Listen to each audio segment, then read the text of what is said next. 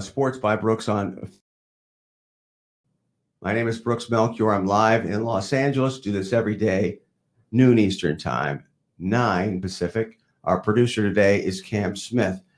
If you listen to local sports radio, which I'm assuming a lot of you do, if you listen to local sports radio, there's a very good chance that yesterday you heard your local talk show host, whether you live in Chicago, Atlanta, St. Louis, Seattle, San Francisco, Boston, Miami, Los Angeles, it doesn't matter, Philadelphia, all of those markets, all of those shows, we're talking about what we've been talking about and telling you about and bringing newsmakers on about for 2 months, and have been tipping you off to what's coming, which, if you watch this show, you know involves Florida, the Florida Gators, and next month, Florida may pass this California law, but it'll go into effect next summer. And if it goes into effect next summer, number one, huge advantage for the Florida Gators, specifically the Florida Gators of all teams, because Dan Mullen is one of the few coaches in the SEC who's actually a good coach and a horrible recruiter. You give him the ability to give players money through these outside endorsements, and that's going to level the playing field with him and Nick Saban overnight. And when Florida passes that law, and we've had the guy who wrote the bill, Darren Heitner, on this show, they've obtained a endorsement from the governor, just like what we've got in Illinois. That law is going to be passed in 2 weeks. So Illinois and California now will be the 2 states that have done it. And you know that because we've had Chris Welch on, the guy who's doing it, who's spearheading it, who's on ABC News. I saw him on ABC News yesterday. I saw him on CBS News. Well, he was on Fancred with Brooks last month, and yesterday made time for us in his schedule. Whatever it took, he was going to be on our show because we were on this story. So, but when that Florida law passes, and it goes into effect, of course, July 1st, 2020, that's when your local talk show host is going to be talking about it again. And I might add, he'll be the last to know, or she'll be the last to know when it happens. Unlike you, who will probably, once they start talking about this issue on your local talk show, you'll probably go do some laundry or go get that new beef brisket sandwich at Subway that I like so much, because you know you're not going to hear anything that you didn't hear 2 months ago. And you know you're not going to hear that, fellas, there's more to come.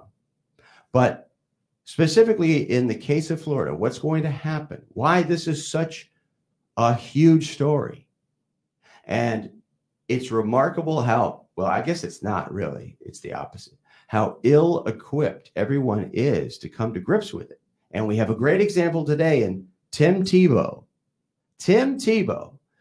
who was hysterical in his rejection of athletes being paid for endorsements last month. Well, this morning, he's changed his tune, and he's told you and I, it's our fault. We took his comments out of context. He meant the opposite all along, right? So, but what's going to end up happening? Why this is such a big story, and right now, why this is patty cake. This is like perestroika, and the Soviet Union is about to fall. Now, I'm not going to say the whole thing is going to fall, the NCAA system or the school system right away. It's not. This endorsement stuff, though, is it literally is the little pin prick in the dam. It's the pin prick on your windshield, that you just discovered this morning as winter is upon us. It's here in LA, I'll tell you that much. First couple of days has been cold all year. And of course, tomorrow will be like 93 degrees. But the reason it's important and why it's so great you're watching this show, because wait till you see what we have today. It's freaking awesome.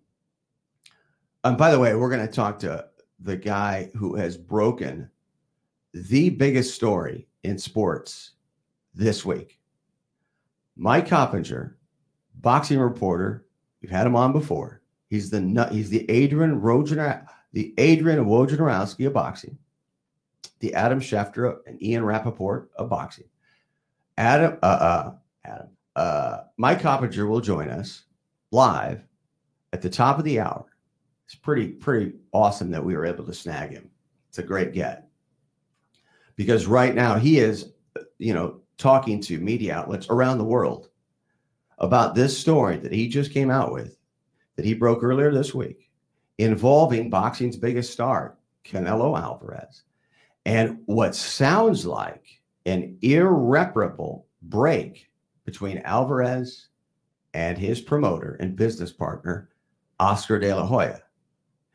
If that were to happen, that's going to, this is my opinion, I believe that could be the end of Oscar's Golden Boy promotions, because everything hinges on Canelo.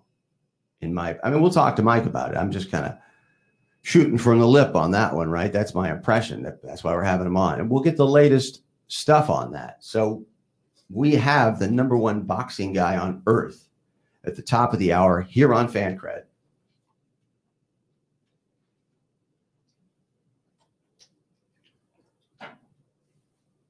So, but before we get to some of the things that are being said from people about the subject of athletes being compensated through endorsements and what just happened with the NCAA, before we get to them and comments you haven't seen, comments that are going to be very revealing about those people. It's going to reveal things, I believe, about certain people in this business and coaches that you didn't know about them before. And it might change your, look, if you see a clip of a coach and he sounds like an idiot, or he sounds like he's got a certain perspective on life that you radically disagree with, or you radically agree with, you may love him that much more. I think there's going to be some examples today, I know there will be, involving a couple of coaches that we have talking about this subject, where they go off the deep end, and you can't blame them. Why wouldn't they? They've always gotten away with it before. They're getting away with it now. But to me, what's fascinating is we're going to give you some insight into the character of those guys, or just how they look at life. That's coming up here in a second. But the bottom line is, this story is going to be a huge story. It's going to be a lead story on SportsCenter for weeks. I believe. Don't tell the freezing cold takes guy, old takes exposed on Twitter. Don't tell him I'm saying this, because who knows? But I think there's a very good chance, if this Florida bill passes into law, and it's going to be going into effect July 1st, 2020, in time for guys like Dan Mullen at Florida, Willie Taggart at Florida State, Manny Diaz at Miami, Josh Heupel at Central Florida, Charlie Strong at South Florida. They're all going to have a huge advantage over the rest of the country. But that window is not going to be very big. It's going to be small, because the Alabama legislature will mobilize, and they'll probably try to one-up Florida with their law. And the funny part about it will be, and this will be the case of state legislatures around the country in certain states where college football is king, they are going to, in one-upping Florida on the Florida law, giving their teams more of an advantage, they will repudiate, in doing so, will repudiate everything they've told us is bad about college football. They'll repudiate that. They'll embrace it, because, of course, they never believed it. And I know the Florida law has a provision And I think the California law does as well. And you heard yesterday Representative Chris Welch say that was the one part of the Illinois law that he had to amend to get the Republican governor. And by the way, I'm not a Republican, I'm not a Democrat, but as Chris Welch said yesterday, at the beginning, before the NCAA attempted to double down for some reason yesterday, the Republicans were just voting party line in the legislature. But that's changed. And it changed because of the ridiculous presentation that the NCAA put out that was much ado, wasting everybody's time. Basically, it was a threat to the states yesterday. And that's the way the Illinois legislature took it, or 2 days ago. And Republicans suddenly perked up and started voting for Chris Welch's bill. So now it's virtually guaranteed. But the reason I'm saying that is the governor has agreed to endorse the Chris's bill, but he only agreed to do it if Chris backed off on the provision providing for an agent. That's what I was trying to get to. Nick Saban has told us in the past, just remember this: if Alabama passes a law that includes an opportunity for college athletes to have representation, right, while they're in school, remember, and we got to pull the clip out. In fact, I should have pulled it for today. Maybe, Cam, you can find it. Cam Smith, our producer, like you don't have enough to do already. I've been working him to death this morning on stuff that we're going to show you. But, and we are going to show it to you. It's Friday. But Cam, see if you can find the clip of Nick Saban saying that agents are pimps. I want to mark this date down in history. It's November 1st. It's 9:15 out here in Los Angeles in the morning. I want you to remember this if we're able to grab it. If not, we'll get it up there at some point.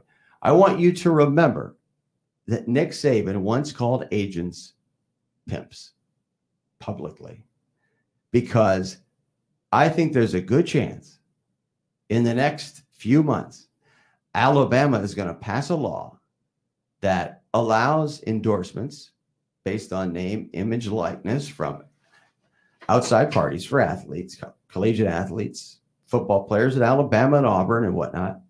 They'll pass that law, and it will include the opportunity, as it should. Well, there shouldn't have to be a law, you know, that basically what this law is doing. No law is going to force you, you know, to do something.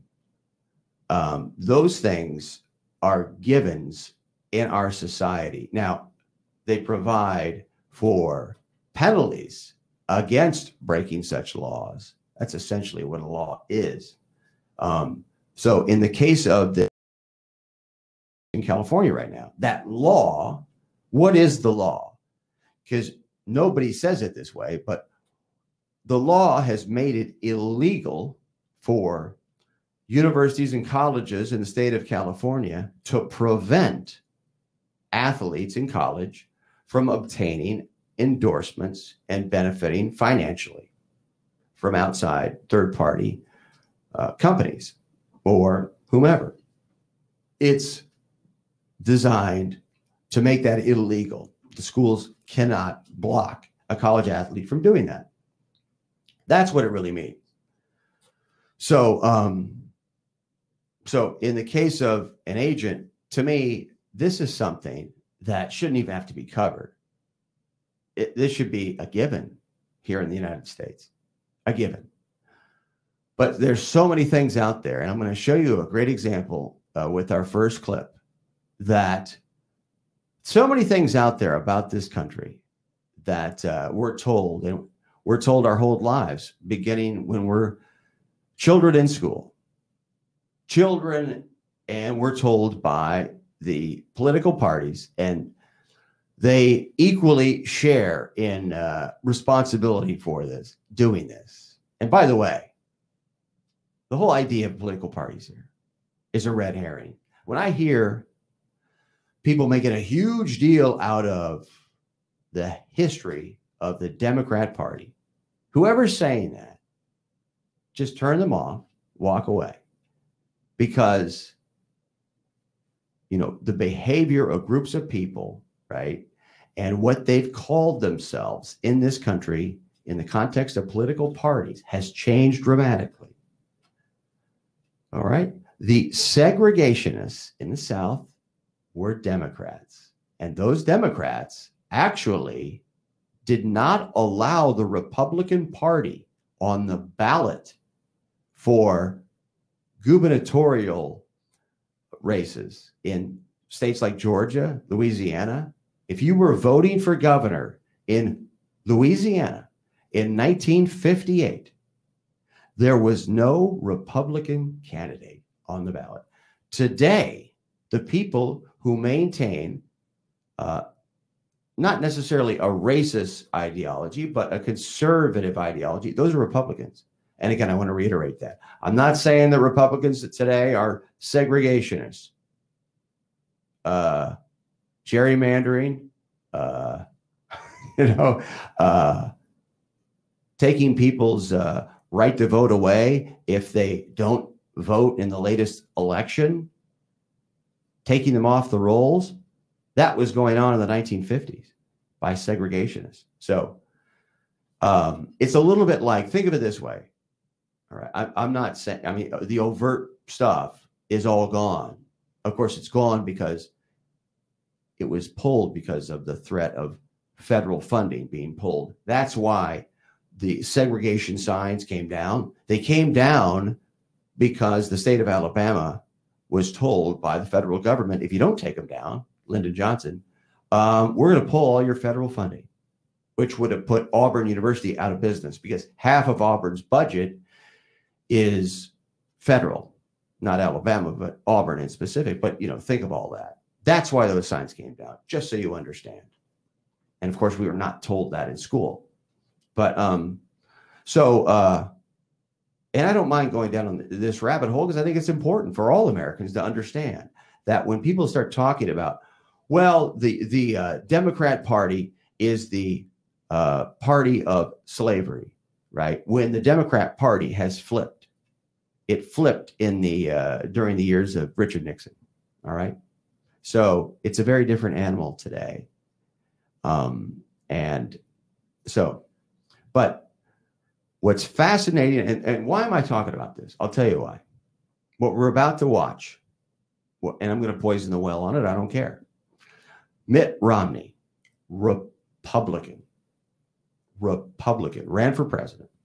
All right? Ran for president. So of all the Republicans out there, random politicians who aren't in your state or aren't in your district or, you know, isn't the president right now or the Speaker of the House, you don't really know a whole lot about, but at least Romney was out there and he was in the debates and he was out in public. And of course, we got some of the secret recordings and whatnot and lost to Obama. And from my perspective, at the time, I really didn't care. I guess I should have actually, that it was an African-American president. That was a great thing. You don't vote for somebody just because of their race, but that's a big deal in this country. But of course, we're supposed to judge people on their merits. All right. So I didn't really know much about Mitt Romney until yesterday when I watched a clip that I'm going to show you right now. Cam, can you? So this is Mitt Romney. This is Mitt Romney on Outside the Lines. It's a very short, innocuous, benign. If it's on ESPN, you know it's going to be. You've got a Republican talking to somebody at ESPN. And they're talking about the issue of compensation for athletes. And the pretense is this endorsement situation, right? And Romney, just to set this up, he has been fronting Mark Walker's effort in D.C. to try to pass a federal law that would supersede the state laws that would allow for endorsement opportunities and the athletes to benefit financially like the state laws. That's Mark Walker. He is a congressman from North Carolina, and he retweets me all the time and likes me, and we're going to have him on. I mean, there's reasons we haven't had him on so far, but we'll get him on. So he held a symposium a couple of weeks ago. He's trying to take this national. And so, and of course, that's what the NCAA tells us they want, but I don't hear them promoting it necessarily. So he holds this like, and Romney's a big part of it. So Mitt Romney is aligned with what comes off as, and I think Mark Walker is genuine.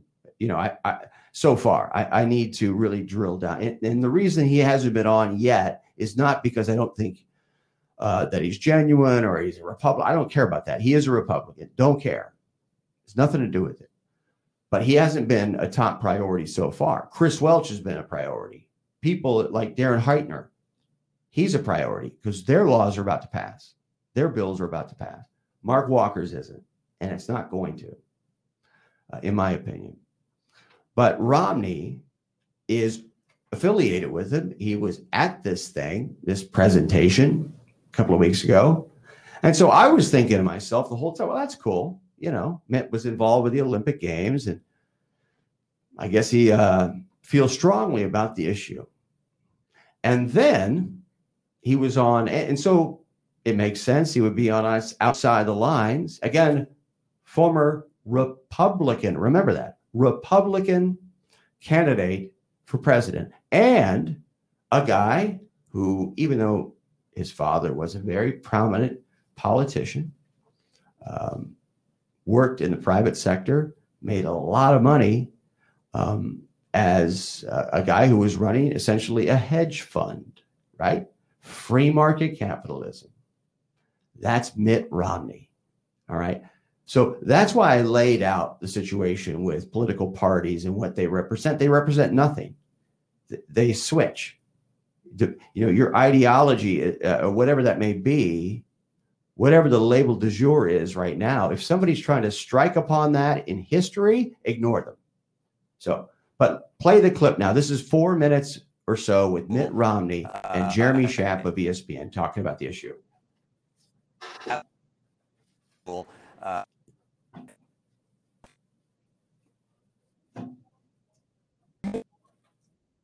Federal action on well,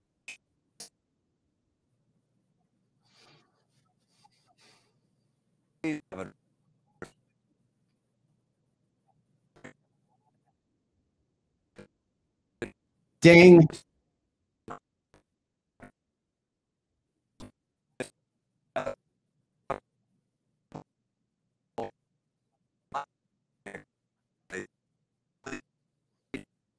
No.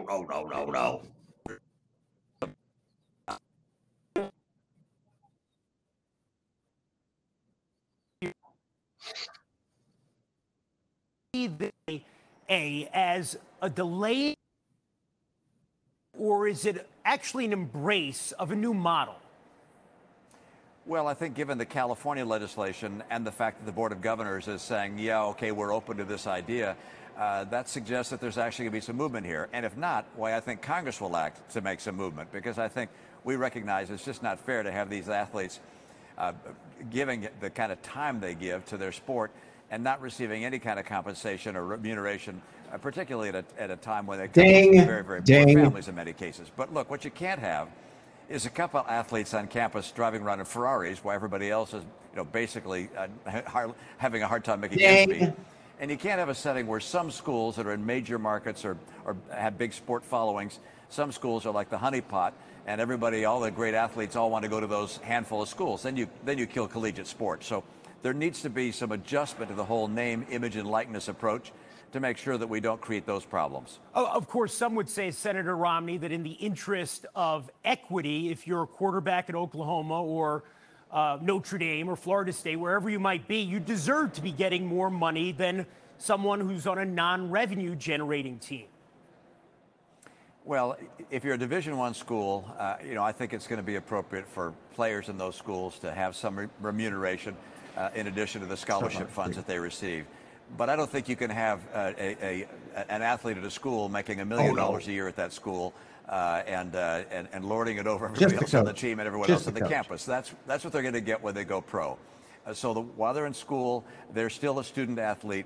And there has to be some limit to how much money is coming into an individual, and there has to be a way to get compensation to other members of the team. I mean, that left tackle And Mitt will decide. Also needs to have some Mitt will capacity to decide. have some funds to be able to make ends meet and to be able to help their family, particularly when they come from such an impoverished background as so many do. So far. Yesterday, as I'm sure you saw, your colleague Richard Burr, the Republican senator from North Carolina, tweeted, if college athletes are going to make money off their likenesses while in school, their scholarship should be treated like income. I'll be introducing legislation that subjects scholarships given to athletes who choose to cash in to income taxes. What did you make of that?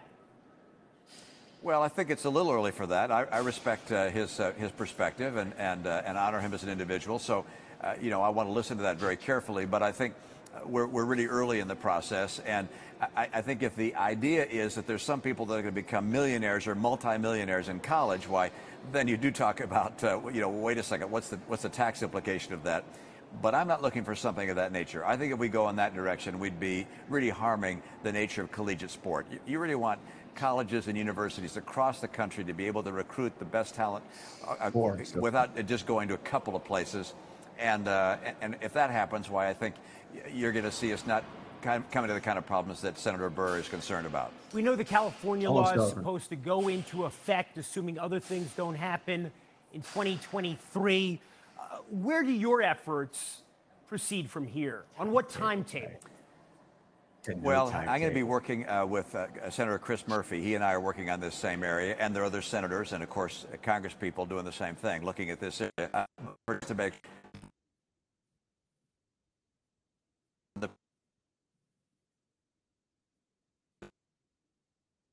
get all. Here we go. Now, wait for it. Ding, ding, ding. 5.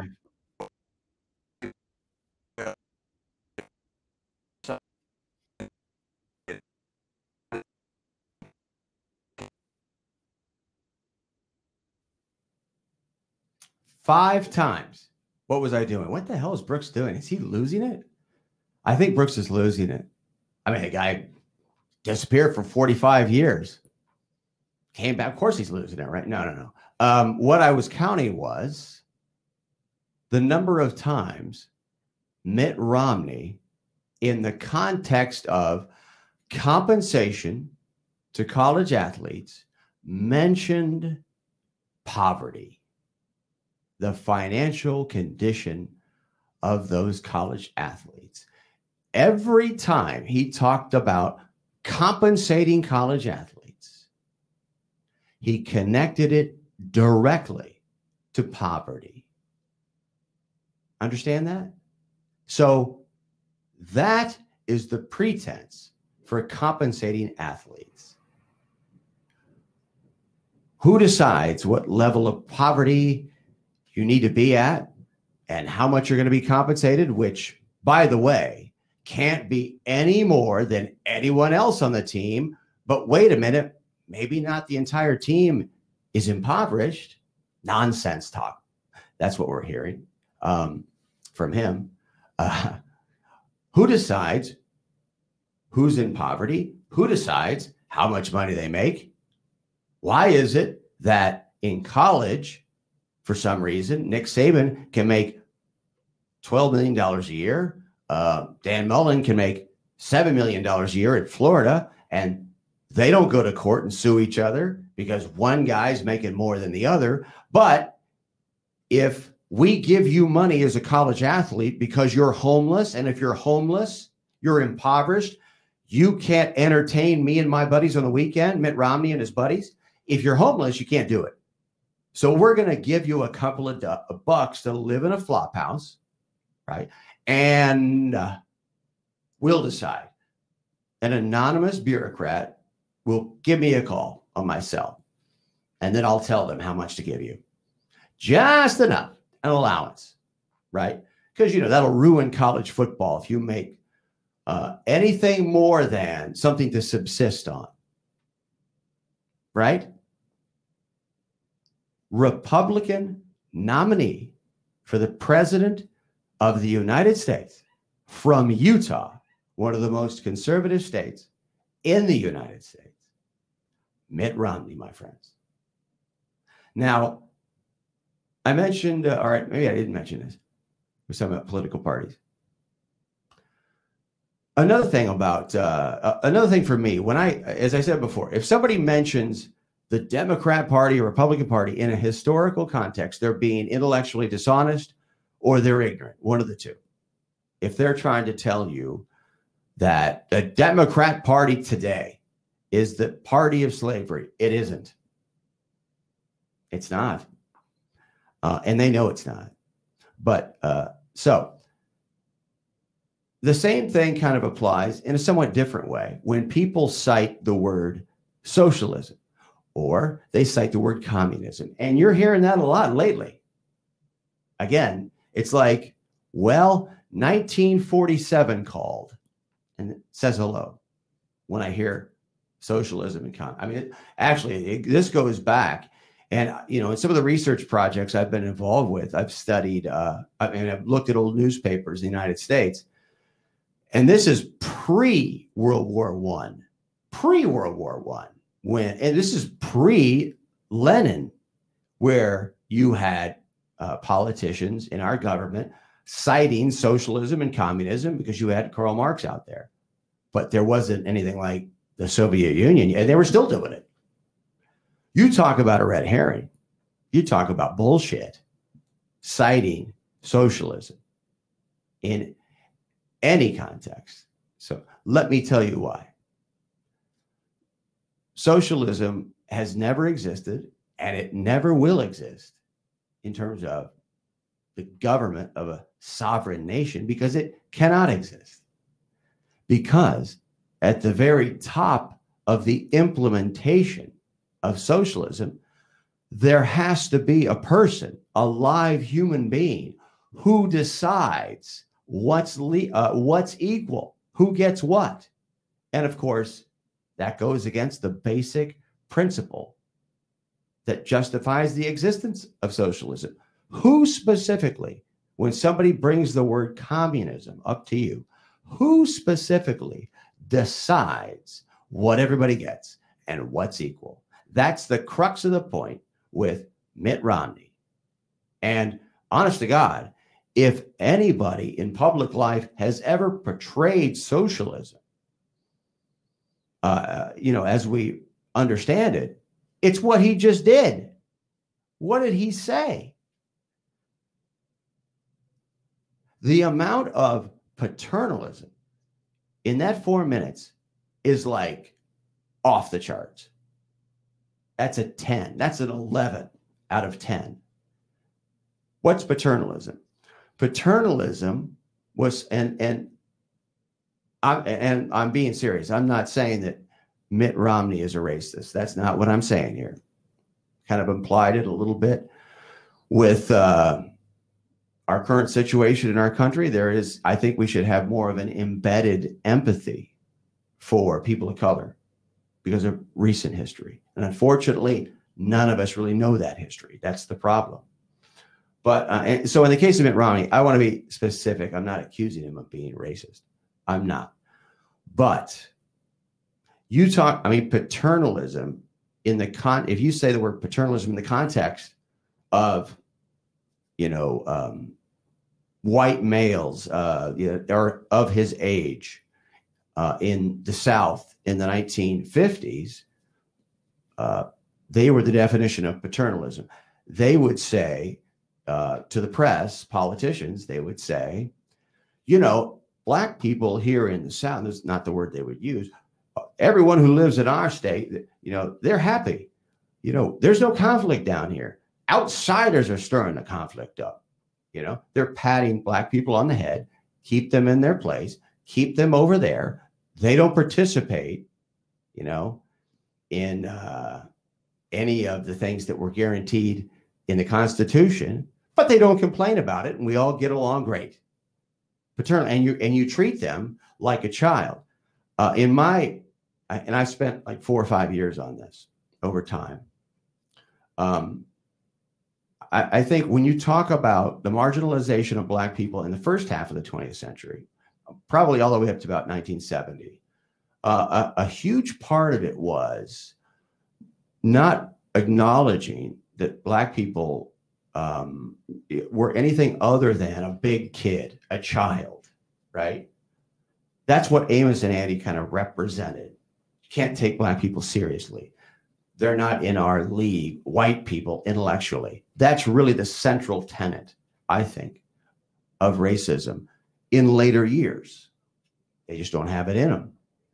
And so that's why Amos and Andy understand. A lot of people may understand, I mean, may or may not know what it is. I'm not going to explain it. But Amos and Andy was a sitcom, and it was on television, and it was two Black guys, and they were kind of representing what I just described to you. But more importantly, the real Amos and Andy came before that, and it was a radio show, and it was much, much bigger. That's why we know Amos and Andy today, not the TV show, right? And that radio show was two white guys doing voices as if they were Black people, making fun of them. So an aside there for you. But as far as Mitt Romney is concerned, so when I say paternalist, I mean, that carries with it a racist connotation.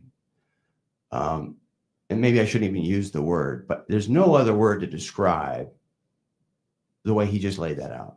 It's so remarkable.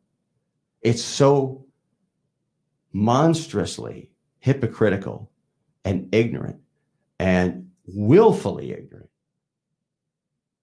And if anything, if any 4 minutes in the history of the world explains why we're in this situation, it's that clip and him saying that. If ever there was a window into Mitt Romney's soul, right, his soul dictating that you and I, he's gonna cap what we can make if we're in college in a certain situation, because you can't be a millionaire in college, right? College football makes more money than Major League Baseball and the NBA. It is the financial driver of ESPN more so than the NBA or the NFL. College football is what drives ESPN financially and is second in terms of revenue in their business model to cable subscriptions. Think about that amount of money and the people who play a life-endangering game. We know it's a life-endangering game with no guaranteed health care. We're not even talking about compensation here, at least in the context of the school. And understand, this is another amazing part of the situation that people don't point out. Understand that the compensation we're talking about from these endorsements is actually the same situation, at least, as the compensation those same athletes in college get for their scholarships. The schools do not pay for those scholarships. One of the reasons is the public schools in particular, if they were to pay out of their operating budget those scholarships, that would mean they were paying tax money, tax dollars to those athletes in the form of scholarships. What happens is every school that competes in major college football and basketball has a pool of private donors, believe it or not. I didn't know that until the last 10 years or so, and 99% of people don't know it, except for the people involved, right? But there's so many parts to this situation that people have no idea about. But like, for instance, at the University of Georgia, they have something called the Georgia Athletic Association, but there is a similar organization, a charitable organization, that exists in every major college football factory university, Ohio State, USC. They all have a private entity that serves as where you have a group of people who coordinate the scholarships for the athletes at that school. That's where the money is funneled through. It's through donations, theoretically, right? And so It's private money. And so when you hear criticisms about the school's direct role in the funding of a football program, invariably you will hear that school president or athletic director say, well, we're not paying for the scholarships. Exactly. I mean, that's their patented response to get away with the injustice that they're perpetrating on these athletes who are not being compensated other than to subsist at the school. What I find, I mean, there's so many things. That's the kind of thing, that 4 minutes right there, you could write a dissertation on for your PhD, a doctoral dissertation on those 4 minutes. It is so dense. There's so many things in there that he mentions. But more than anything, I mean, when you talk about the word socialism, as I mentioned before, the word socialism, and by the way, at the top of the hour, we're going to have Mike Coppinger. We're going to talk some boxing and his incredible breaking news from earlier this week. He's right now the guy responsible for the biggest story, I think, in boxing this year, and the biggest story outside of what we're talking about in sports. And it's amazing to me that Mike's not on, and maybe he is on. He should be on ESPN today if he hasn't already been on. He might be. I mean, ESPN is a big advocate of boxing. They are. But Mike should be everywhere right now. In fact, I'm going to ask him about that. But great guy, great reporter. As I said before, he's the Adam Schefter of boxing, literally, and we're lucky to have him. That's coming up here at the top of the hour. So, but we're drilling down on this thing. In the Romney clip in particular, we're going to show you some more clips. I'm going to show you Mike Leach yesterday, and I'm going to show you a clip from Mark Few of Gonzaga, particularly. And there's some other things that I want to get to that I think really gives you a window into who these people are. And look, it's not about tearing these people down. It could be the opposite. You could learn something great about that person in these kinds of, but this is kind of a litmus test question. And if anything ever revealed Mitt Romney for who he really was, and teaches, at least me, that the label Republican means less than nothing, because what he's advocating there is socialism. It's total, complete control over the situation by bureaucrats with no accountability, right, in government, and they arbitrarily decide what constitutes being, I mean, he's using the word impoverished, what constitutes the necessary poverty to make you eligible as a college athlete to get a standardized amount of money. How much is that, and who determines that, right? Like, that's possible. That's my whole point about socialism, is it's never existed and it never will, not even close. And a very important point when it comes to socialism specifically. Do you know that arguably the most notorious person in the history of the world, you know who he is?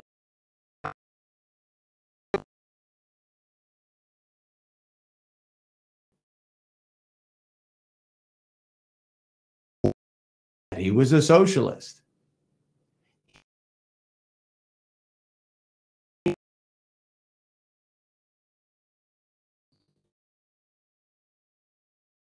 Party to include socialist, because he wanted the veneer, the superficial appearance that they were serving the interests of all the people in his country. His name, well, the name of the party was the National Socialists, and the man's name was Adolf Hitler. Incorporated the word socialism and socialist into it as this sort of marketing, advertising principle to what they were doing to appeal to more people, specifically to appeal to people, in poverty. And there were a lot of them in Germany at the time during his rise. So I'm really trying to drive home really socialism, though. It is government-controlled equalization of the population.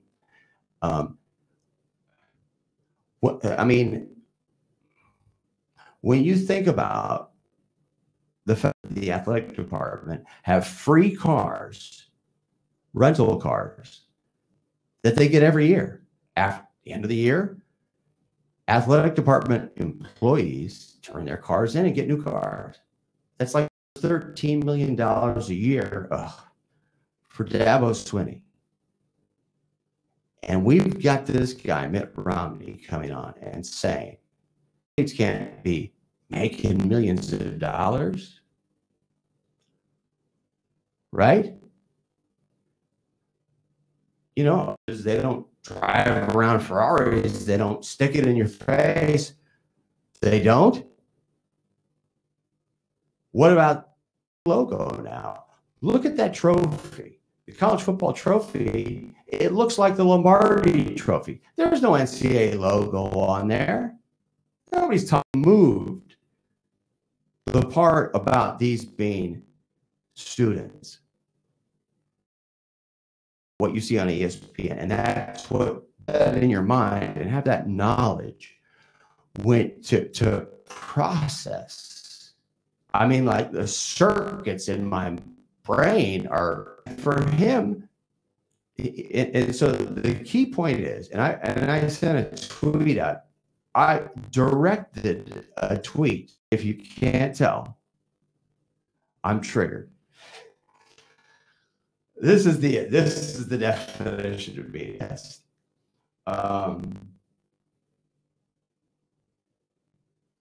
But I sent a tweet that interview, so you could watch the interview from inside my tweet right before I came on the show, and I addressed Mitt Romney, who's on. I've got a serious question for you. And of course, the video's below. Poverty is the sole reason college athletes deserve to be compensated.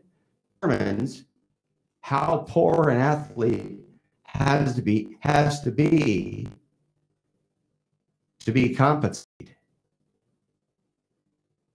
That's what I directed to him with the video. So that is what we're up against. That's what's going on. But that's paternalism. These are 21, 22, 23-year-old men. I mean, I think about that 23-year-old redshirted twice or something like that. And Dana Holgorsen, the coach at Houston, this guy lost his mind weeks ago. Hell, we should try to get him on, Cam, because I don't know if he's on the team anymore. But person, I think, had asked him to transfer to Houston. He gets there. It's his last year. Person asked him to take a red shirt because he's tanking the season. And he is. That's why D'Eriq King, their starter, quarterback. Let me tell you, Holgorsen gets away with tanking the season for Houston. Everybody knows it right now. But of course, this is news to you if you're hearing this, probably. Everybody knows it. Now, everybody talks about the Dolphins tanking. What about Houston? Maybe I'll start bringing that up a little bit more because we have him on, man, if we can, if you will. Justin Murphy. All right, he's in his 6th year. And he went on to Twitter. And I think what had just happened, I think he's quit the team, is what ended up happening. He was so fed up. So I think his scholarship and money, and he's still in school, is kind of in the balance. So we'll see how that works. But that's the kind of thing we want to bring to light for people to see. Because it's easy to look at this situation and how willfully ignorant we all are, and how the NCAA's response, which was a non-response, is being reported as something, number one, legitimate, which it wasn't, but that we're even having this conversation about an American citizen. And I don't think, that's taking the situation out of context. An American citizen, 14 years, 2019, still is not able to benefit from his own name or his own face. He can't benefit from that financially, but his employer is benefiting from his name, image, and likeness, specifically making billions of dollars, right, in the United States. And this is a great debate. And you've got guys like Mitt Romney saying you can't make a lot of money working more than the offensive tackle. Whatever you get has to be the same, right? That's what they're saying on Fox News. Because I've watched Fox News. They love this issue, especially as it pertains to race. And this is a big part of this element, this story. So asking, I think he asked, I don't know who, it may have been a guy like Portnoy's on the shows. You can't have a guy making more than somebody else on the team or a female athlete on the steeplechase team. Really? Right? So I'm spending a lot of time on this Mitt Romney thing. I want to make sure this is from Mike. Oh, it's for somebody else. And I think I drove this home pretty good. But why don't we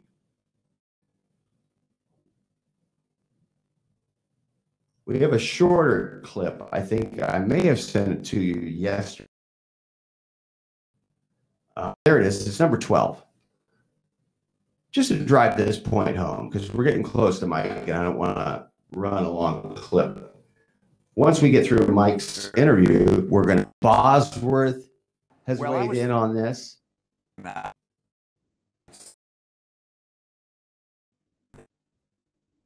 Ding.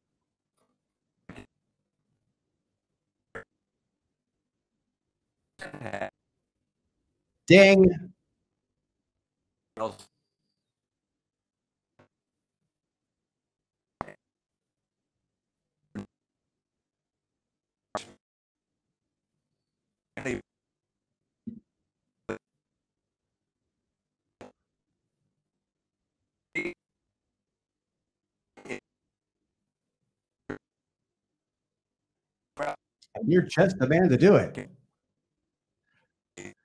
You can go ahead and cut that clip now. No, we're good. In watching that one more time, that's part of it. Driving around Ferraris.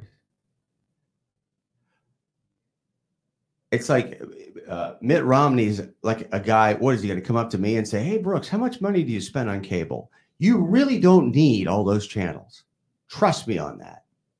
I know you do this for a living, but you don't need to pay $160 for cable. That's too much." Why is that, Mitt? Because I know better. I know better than you. I'm in charge. A complete and total lack of knowledge, right?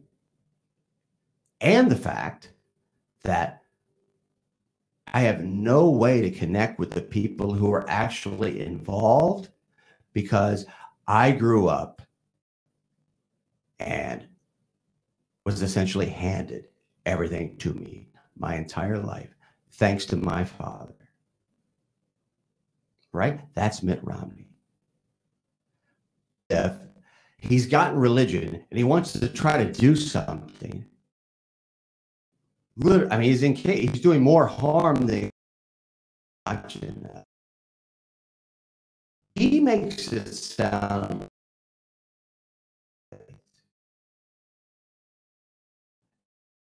well. I love that.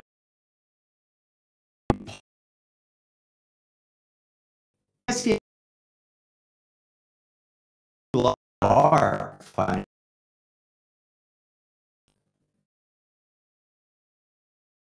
Their own,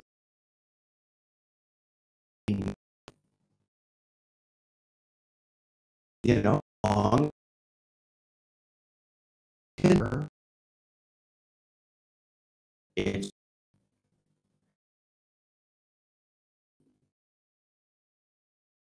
done, so I know there's a lot of coaches.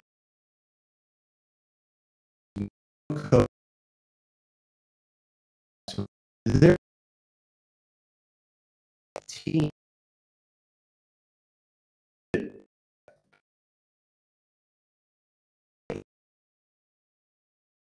go to school, fish,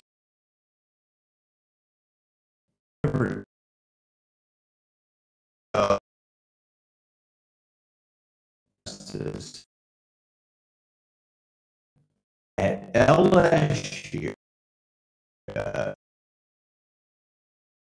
Thursday, and I think I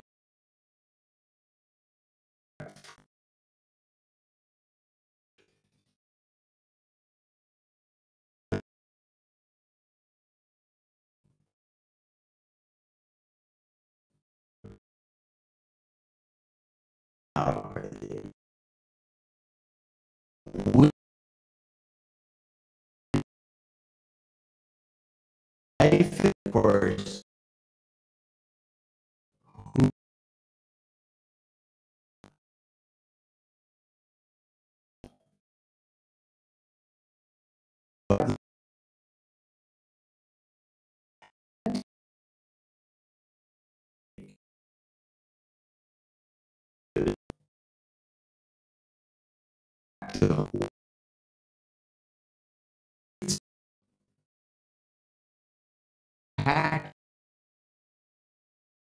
in life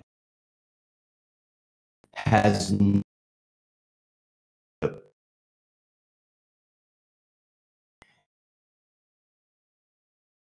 out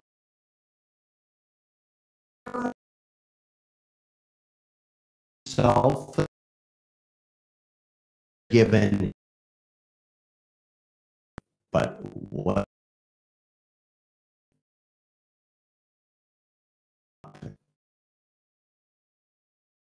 is why? That's why I'm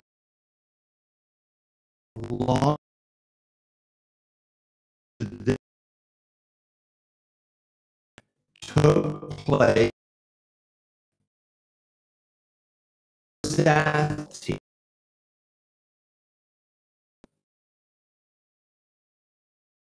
practice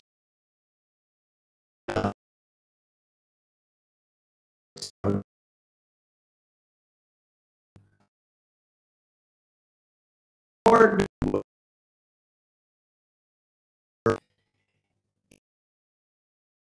Jackie University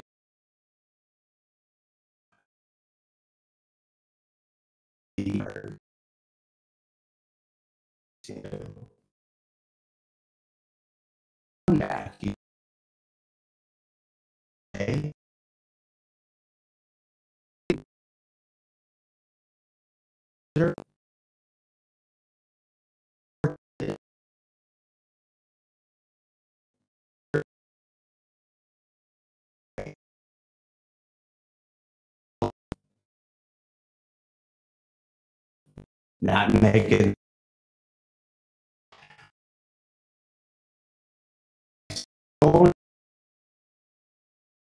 right now, who has his or her name on a stadium. Jack Trice is the only. He was the first black player played in a game at Minnesota. In that game,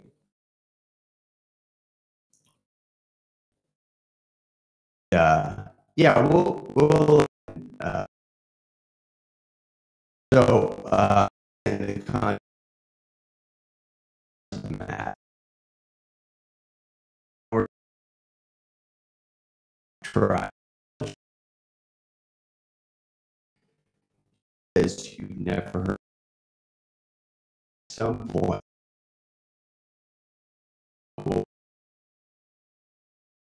you can see it.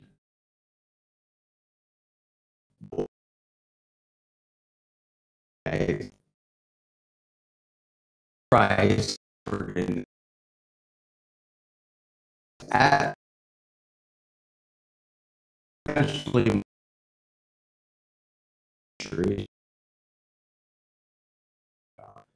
and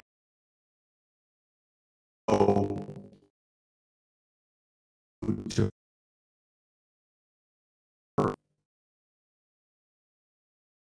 document very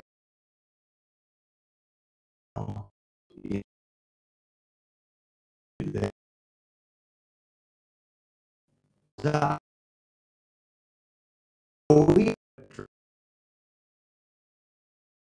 and Jack is on a month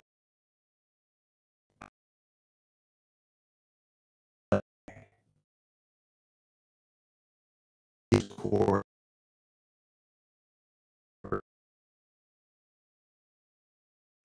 in the Jack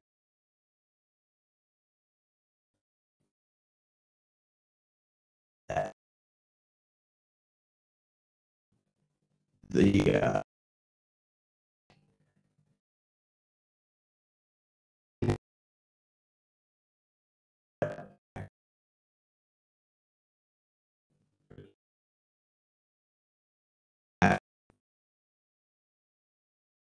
each my is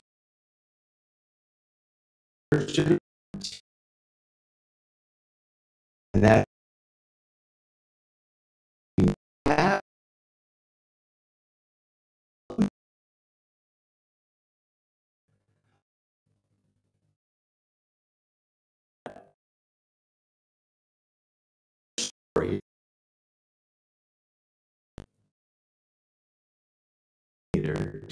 Google Jack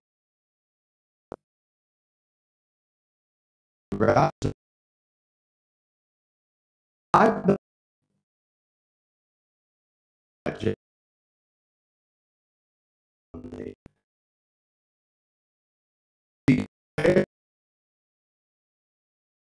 some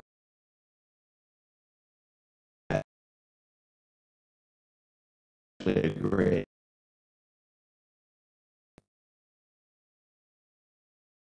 the book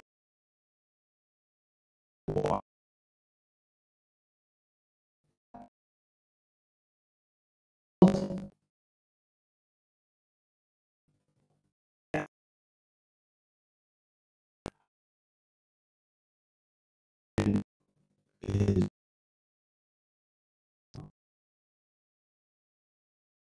so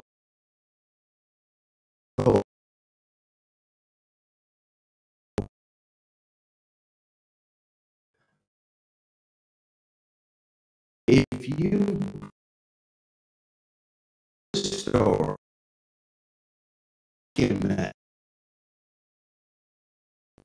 and that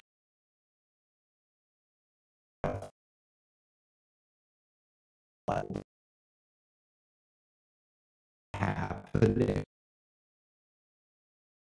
during the war as a member of the United States Army because of the University of Missouri.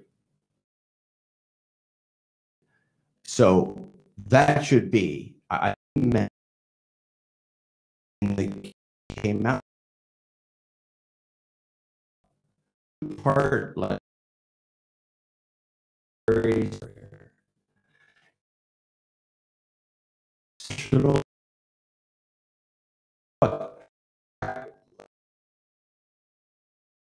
with their if you're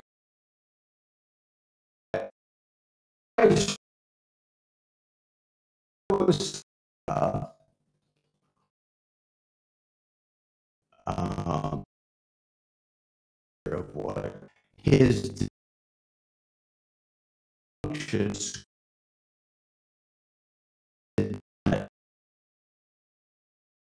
not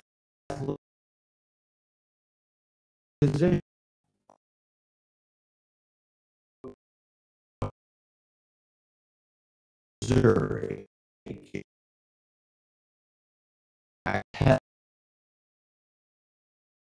ship in to see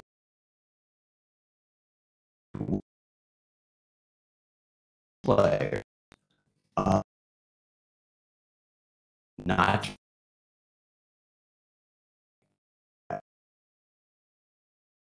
something happened or down that God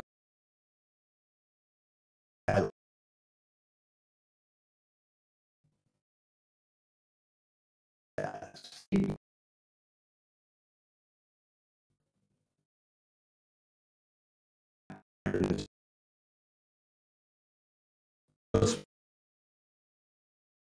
be, be, be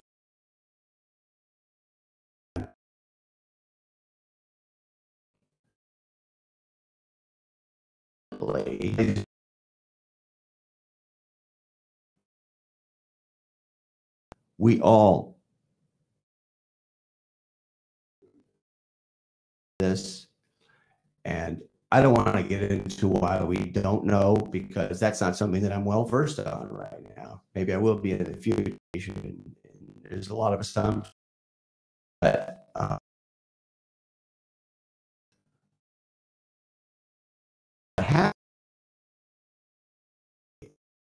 practice, it was really just a few guys. What ends up happening? The president of the University of Missouri, and of course, this is related to the protesters too, but it wasn't like this massive thing, walk out, or was holding these, repeated mass demonstrations and marches. That's not that tiny little threat from the football team, and not even all of the football team, caused the board of trustees at the University of Missouri to fire the president of the university system almost overnight. And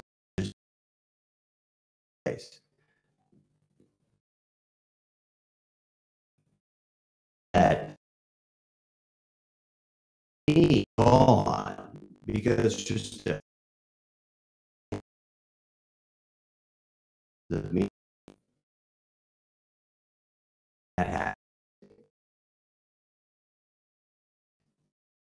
for the month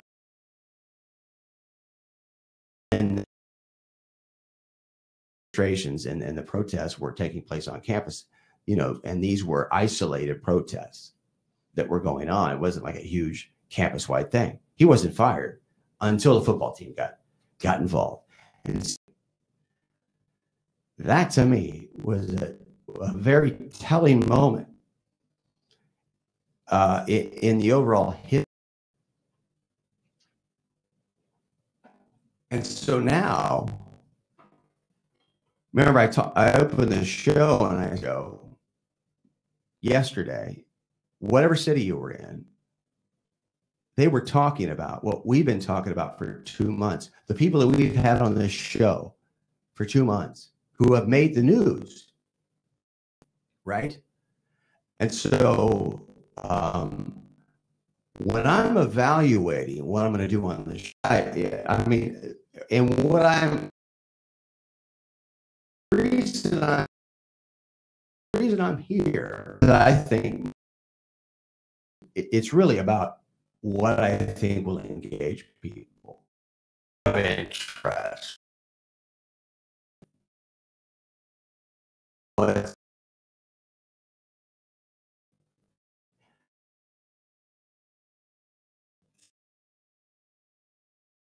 story subsequent to that, and the reason it's it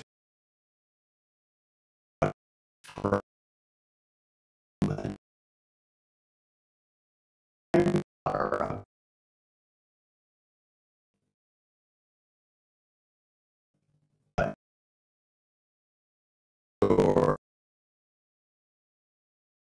you for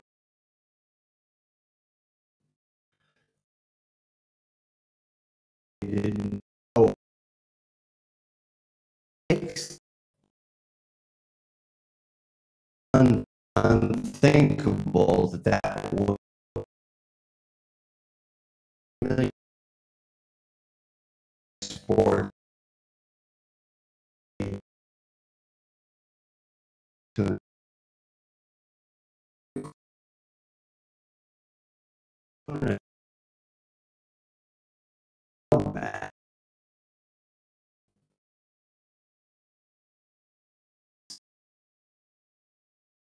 as substantive as this is similar. This is a story that previous the website doing, but now because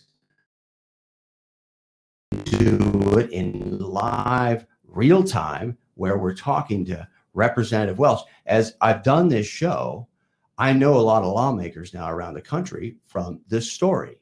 No one else is covering it. And I know at some point, Florida is going to pass that law. It's going to go into effect this summer. And when that happens, every legislature in load, it's going to be an apocalypse, a meltdown, right? And so we have all of these, sources now. I'm getting text, hey, the vote is happening now. And the crux of the issue with the NCAA coming out, the reason the NCAA was specifically to stem the tide of these state laws. We know specifically how it backfired. With Chris Welch, he told us Republicans weren't going to vote for it, like they always do. And now, but what I was going to say was, she didn't get the memo. She's not part of the establishment. She's not part of the sports media. All right? California Assembly, to say the least, spoken for unions. The unions own the California Assembly. It is the kind of place doesn't care the legislature right? Unlike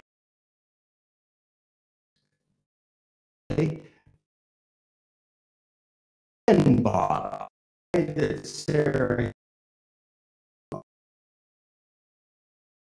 to just like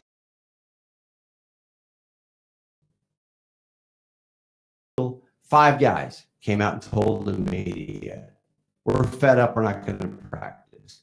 Civil rights, stuff going on campus, we're not really sure what it is. I mean, it was significant. So now look at California again, how that happened. And it happened overnight. And now the NCAA, after 114 years of looking you in the eyes and telling you, and Mark Emmert coming out as California was going through the process of attempting to pass it, saying, Mark Emmert, president of the NCAA, this is an existential threat to the NCAA. Well, he might be right. If the NCAA only exists because as a pretense, especially in football, as a pretense to not pay players, he may well be right. And I would not be surprised if in the end compensation happens. Hopefully it'll happen in our freaking lifetime. If that were to happen, why would football need the NCAA? The NCAA, owns the rights to basketball television. That's why it's intimately involved with basketball. That's why the logos are all over the floor, and it's NCAA basketball. The other thing that's funny about this story with EA Sports right now, as the unintended consequence that may drive the public narrative in the favor of the players and compensation, is fans and media members, prominent media members, love that NCAA football game at EA Sports. So they're going to advocate in an organic way. Who knows what EA Sports may do? We had a clip of their CEO on earlier this week saying, like in a situation where the players, we're ready to do it. We're ready to go back. But listen, think of EAA football. And it was the NCAA 2013. Why? Because it was responding to a lawsuit at O'Bannon. He sued on behalf of college athletes in federal court for 10 years.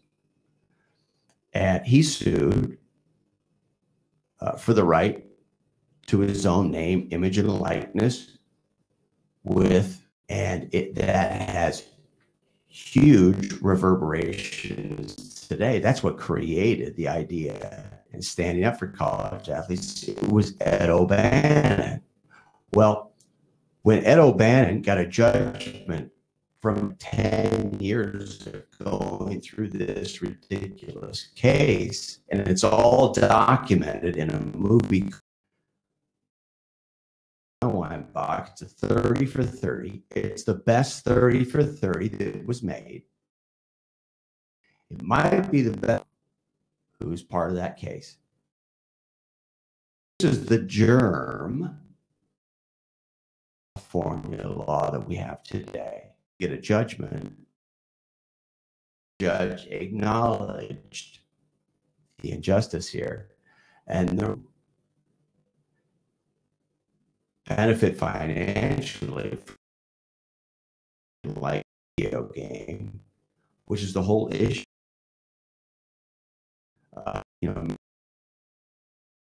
Want the game. We don't have it today. Okay. Roll and like 2000 athletes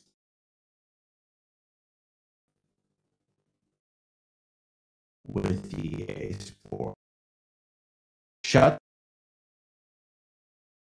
the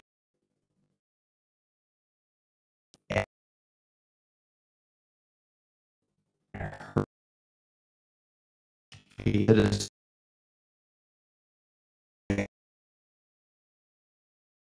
Your game being shut.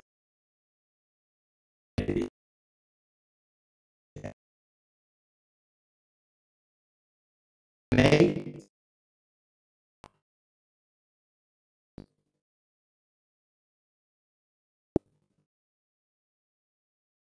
your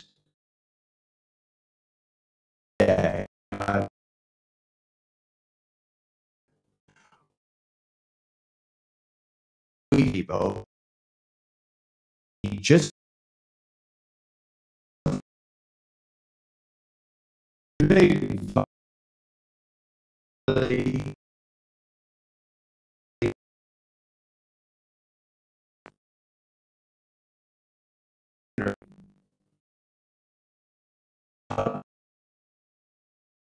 cook.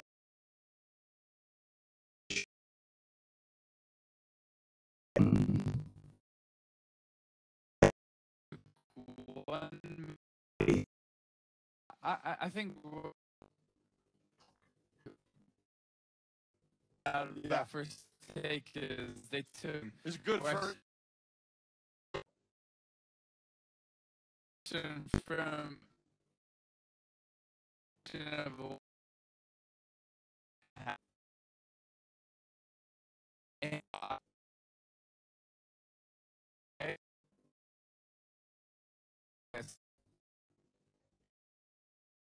there, but college is we do we all If I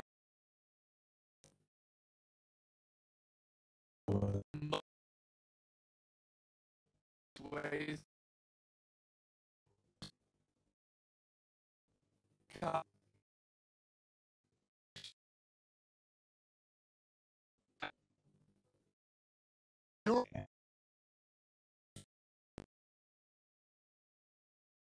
yeah,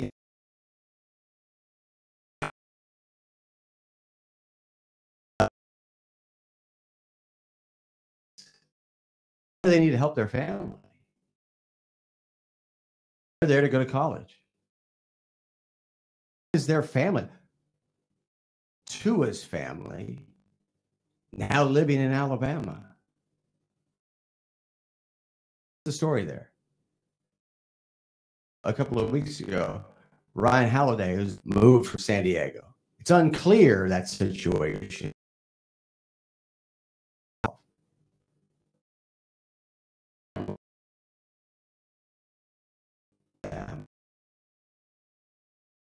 And it's gotta help those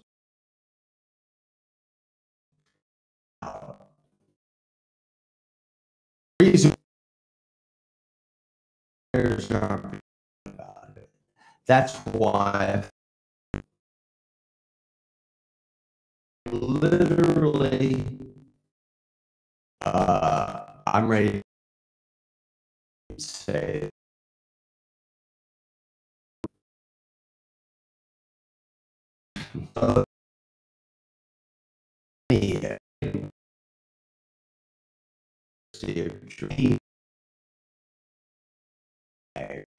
football. Nothing.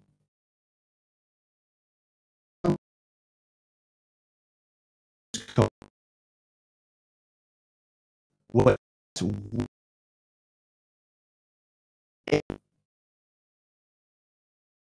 now no black.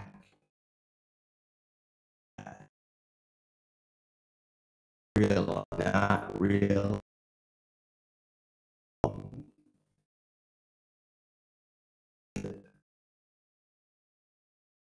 So, the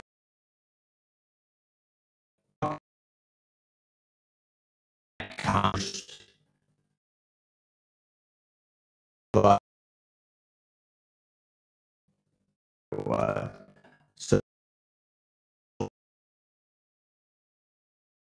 when he's okay,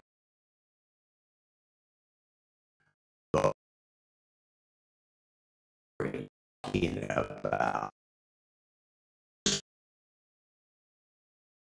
and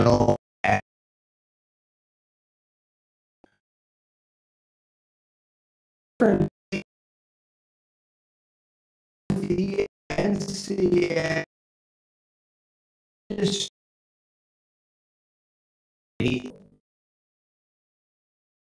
whole day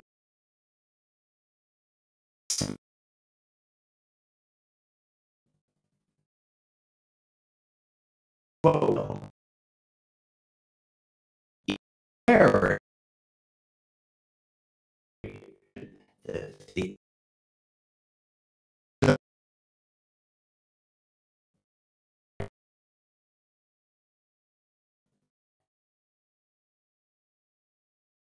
where wait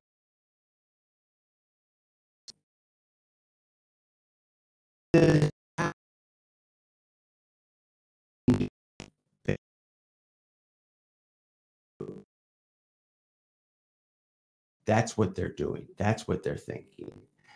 And now I don't know. I mean, on that, but we'll see what if that's what he's referring to.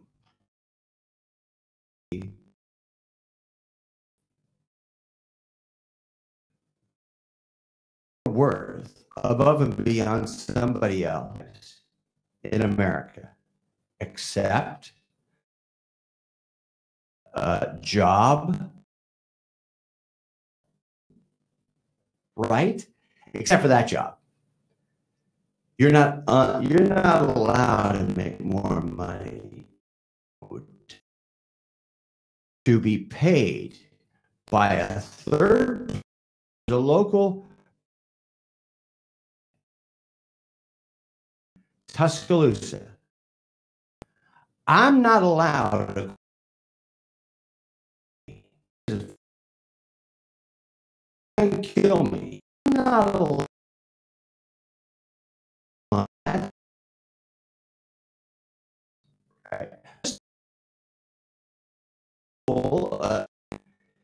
At the same school,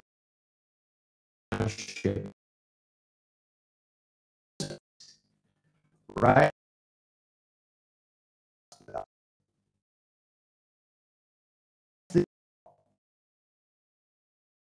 Everybody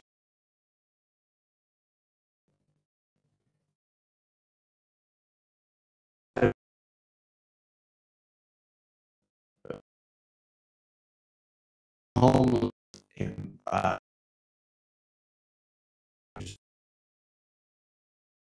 situations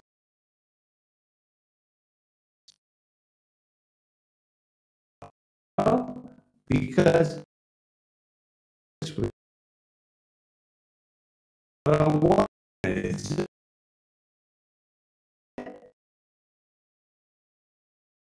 very limited amount under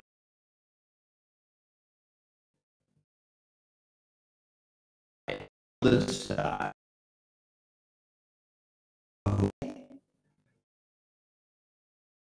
That way, being cliff.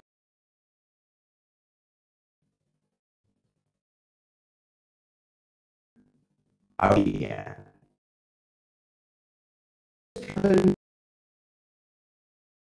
And what you're back. But I told you, watch the all going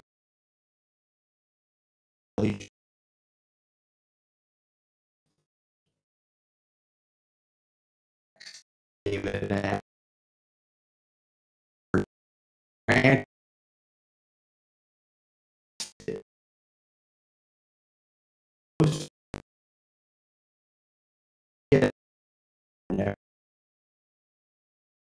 everybody took going to politics. I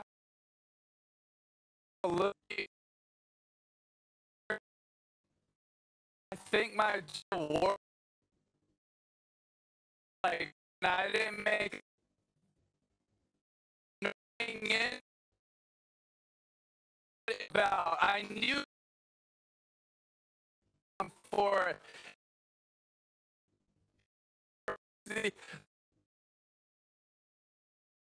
from week.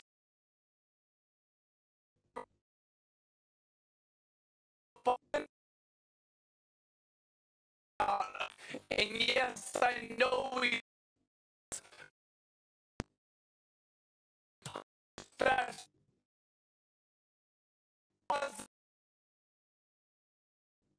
past. That's why this is in the see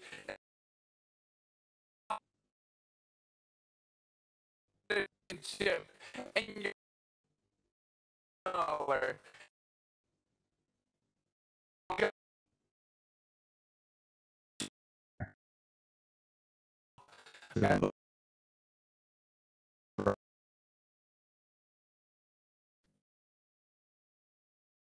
That's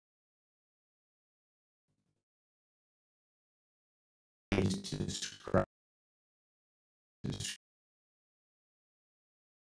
idea.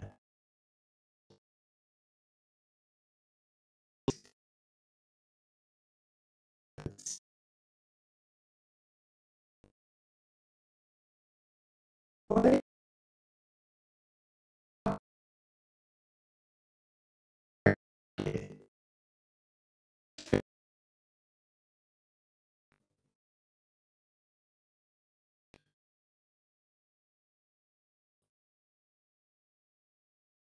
George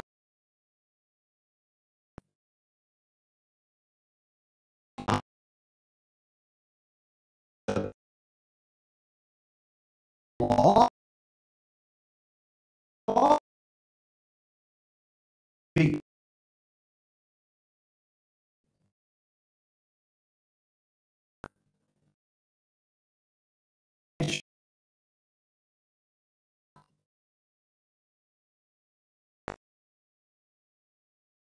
thing in true.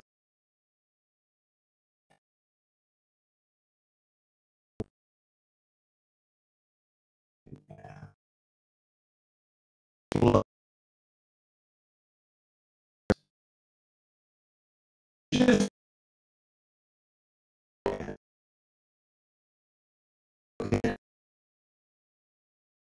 that. So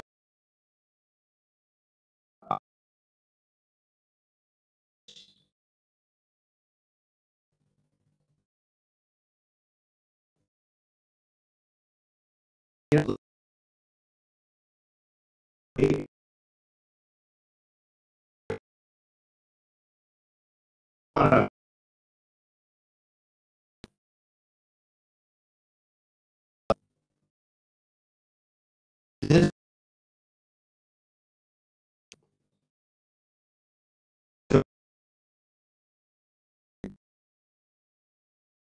I want to again run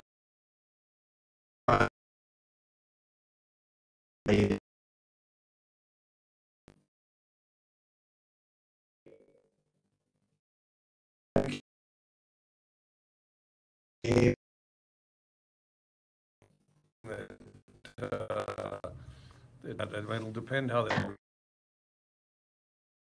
think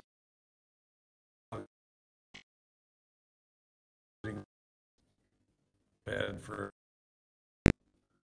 you know,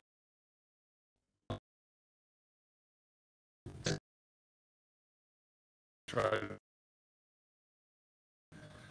you just one thing that's working really well I get it. uh, is college sport, pretty much everything else. So I think it's brilliant to get as many politicians, killer state legislators from California. Everyone would agree that it's in that state. There's the problem. I think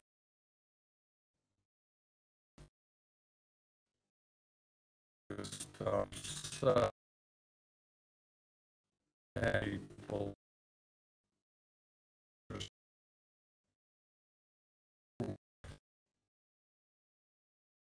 do things not can't.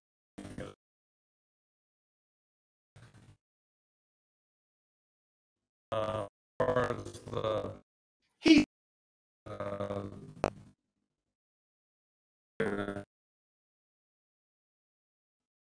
uh,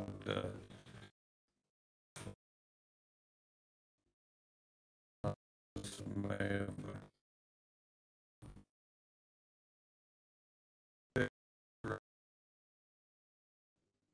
uh,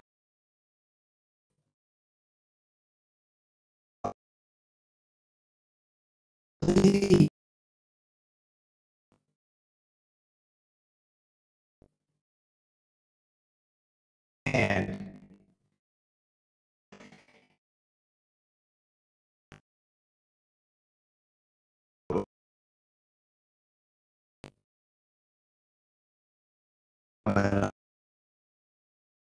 I know uh,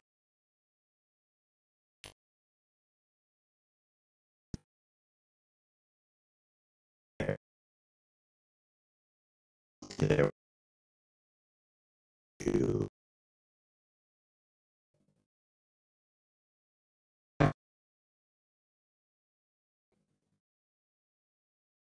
why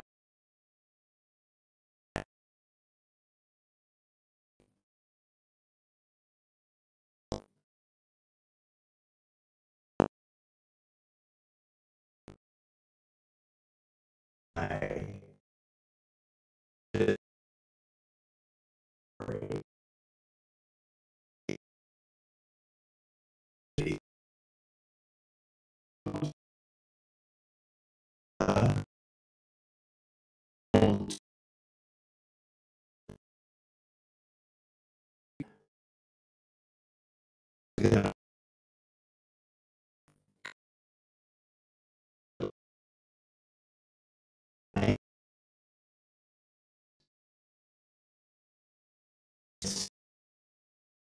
yeah.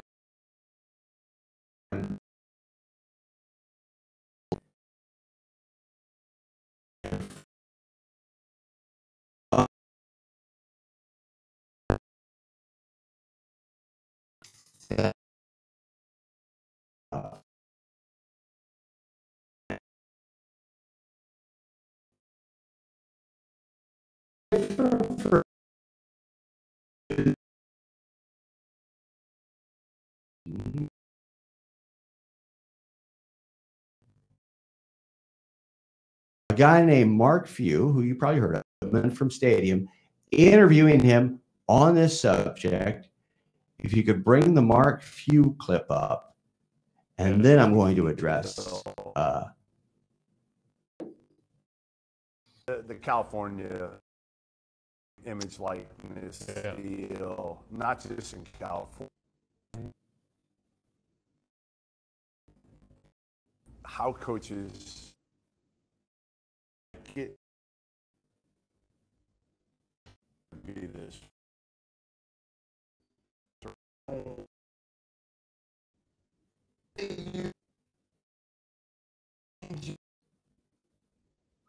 here we go.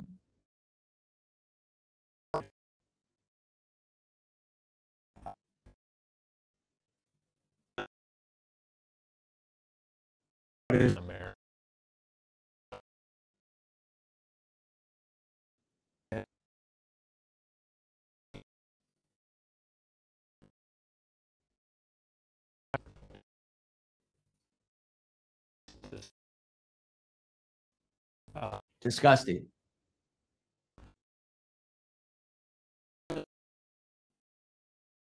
First, you know, injustice. This guy makes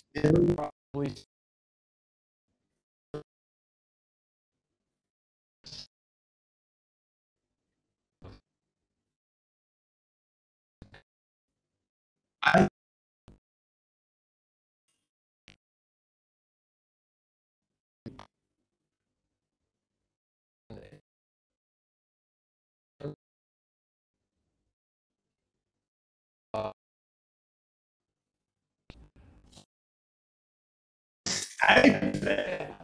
These quotes should read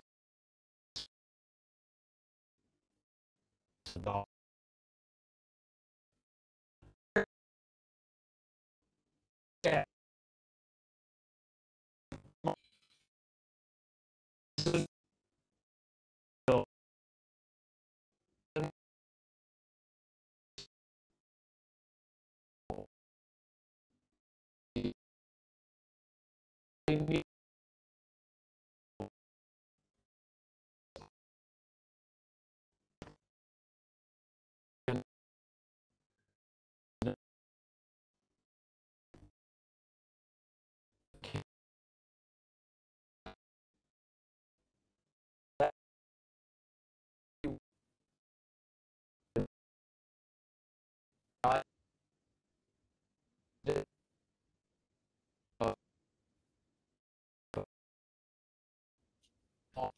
fair playing field. Playing field here.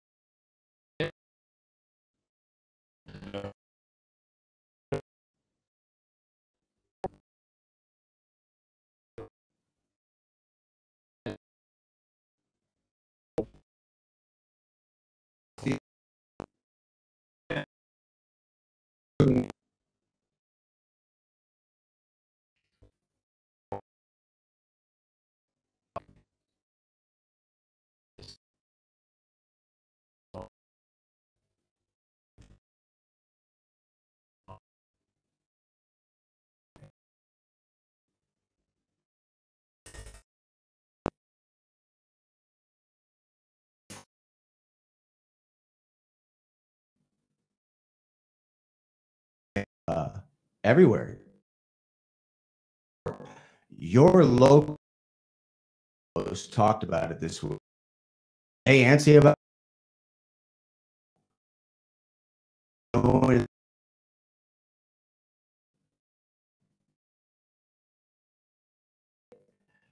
just said, hey, I love college sports, love it. And so I'm buying into that, and I'm part of the problem to a certain extent. He's making dollars. By the way, talk about idea. Don't worry about. I don't think it's a bad idea if my players benefit from something that we've blocked them from doing for 114 years. But the people who are trying to make that happen, they're outsiders. The federal government, JFK, RFK, the National Guard, New Yorkers coming down to try to aid people, right? Outsiders. That's what this is all about with Mark Few and Mike Leach, both of them from the state, and not from the state. A little isolated out there. Just a coincidence, I'm sure. But outsiders want to change an injustice, want to correct something, a monstrous injustice. You know, I didn't. That's what the heck was that? Does that happen to you, by the way? So I want to point something out, though, when it comes to Mark Few, briefly. Gonzaga. All right. So, and I'm not necessarily connecting this to anything. I just find it interesting that his line of reasoning, his reason for, I mean, the only reason we're talking about this at all, and by the way, you've got politicians all over the country jumping on board, trying to make it happen now. Governors, Republican governors in 2 states now endorsing it. The only, I mean, Newsom's Democrat, but those are Republican governors in Illinois and Florida. And these are, in Florida, if it passes, that's a Republican dominated. And something might happen, right? And the only reason is what was going on in California with people that are removed, just like Sarah Ganim at Penn State, removed from sports. She was at the Harrisburg Patriot News. But so telling us Mark Few is all for it. Hey, whoever you are, helping them. He's recruiting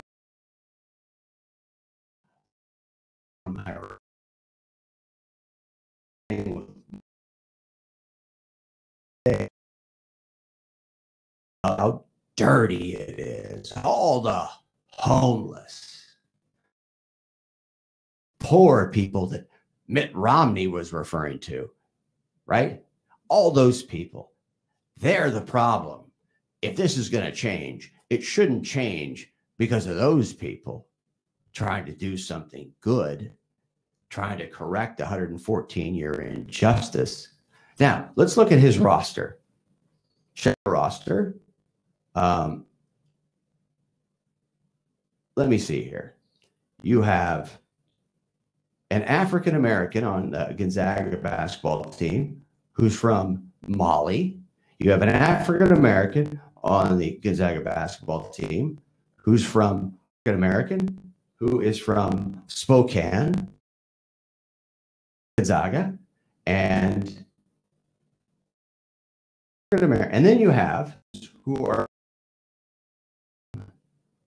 Dallas, and the rest of the team's white. But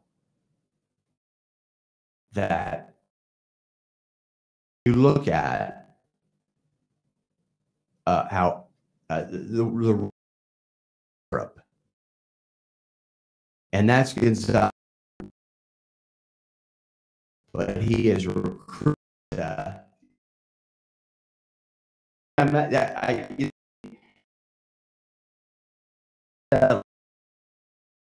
Right, the speaker go off. That's weird because it goes off like it's gone off. I don't know. Shut up already. Jesus Christ, you can't take anymore. Rest. Oh, he's still going. Oh, I'm still going. Oh, my correction.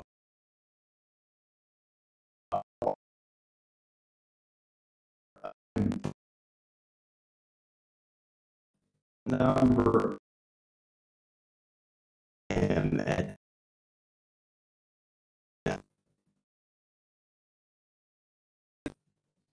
so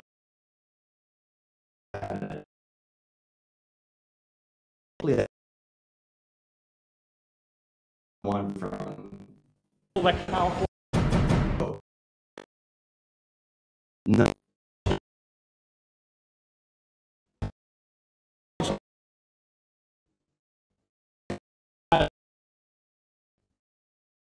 Guys. Oh, it's long overdue that the play today.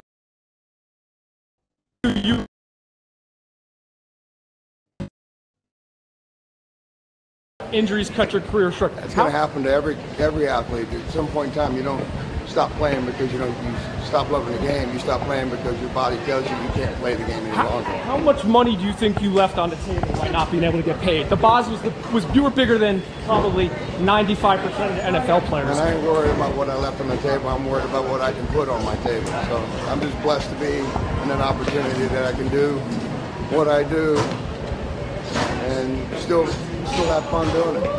Be relevant. So Cory Booker has a bill that's going to basically would nationalize, be a national bill like the California one.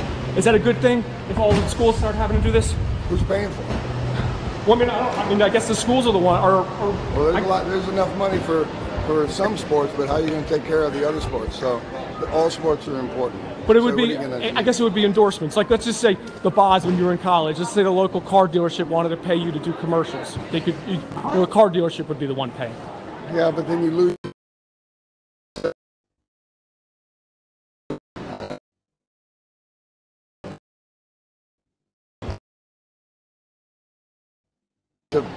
It should be more stipend.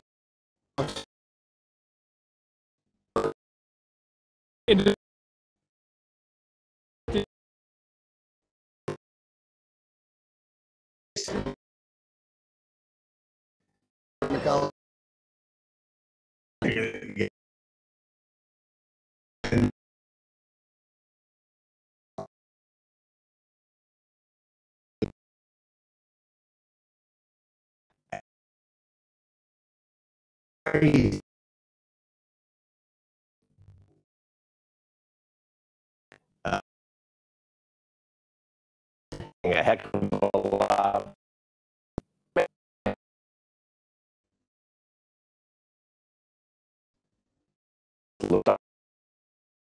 A heck of a lot more than perhaps the linemen are down on the bench. So change things, alter, have amateurism in a multi-billion.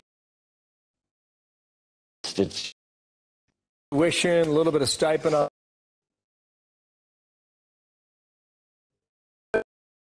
What do you pay the center who stands over him?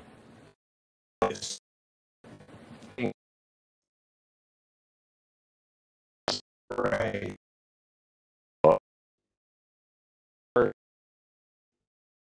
With one of these companies who want, it's not as though the college now is going to turn around and start paying these athletes. Your question isn't in the realm of what's being considered right now, even though it should be considered. Okay, so at some point, perhaps that is considered, depending on how this unfolds, your image, your life, all works. Cut that. So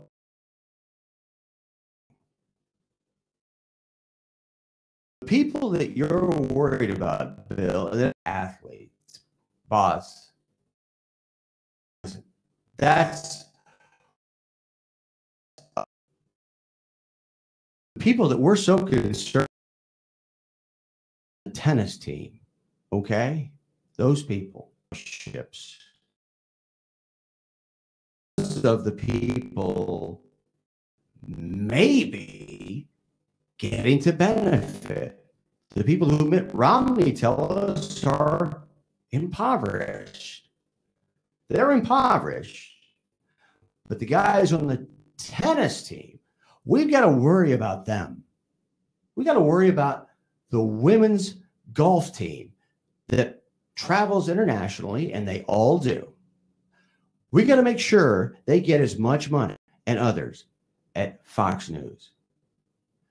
All those people pushing back. Mike Leach, Mark Few, talking about homelessness in California. Not that it's been 114 years.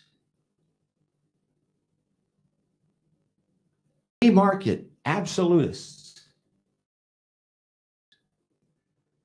It all has to be equal suddenly when Becky on the golf team is in play, is imperiled. God forbid. That's what it comes down to. Becky from the suburb is imperiled, right? By the guy on the football team who's fighting for his freaking life, literally, to do whatever he needs to do in life. Place? And that's not a secret. That's what it comes down to. Now think about those defenses. Yeah, and by the way, the breaking news that just came down, very significant. Mike Bone of the University of Cincinnati has been hired because he's close to Urban Meyer. We're going to obviously we're the leader on that story. Big week coming up, and we got two big guests. I don't want to jinx it. Two big guests coming up. Haven't been on before. Let's keep our fingers crossed. Great job by Cam Smith. Cam, thanks for getting me to the clips. I appreciate all your work on that. And thanks to everybody at Fancred. And we'll be back noon to 2 Eastern time. I'm Brooks Melchior, live in Los Angeles, saying so long. This has been Sports by Brooks on Fancred.